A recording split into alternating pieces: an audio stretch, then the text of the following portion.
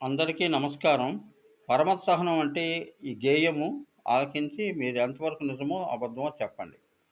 ఆదివారము నాడు చర్చికెళ్ళితిమి, సోమవారము నాడు శివును జూచితిమి, మంగళవారం నాడు చెన్నయ్యనైతిమి, బుధవారము నాడు బుద్ధి కోసం వెతికాము, లక్షవారము నాడు హ్మ్, మాయలో పడ్డాము, శుక్రవారము నాడు దర్గాకు వెళ్తాము, శనివారము నాడు వెంకన్న దర్శనం పూర్తయింది వార పూజ, పూర్తయింది వార పూజ, మిగిలేది వారము పరమత సహనము, మరలా పోదాము రావే రంగసాని, ఆదివారం చర్చికెళ్దామే నా రంగసాని.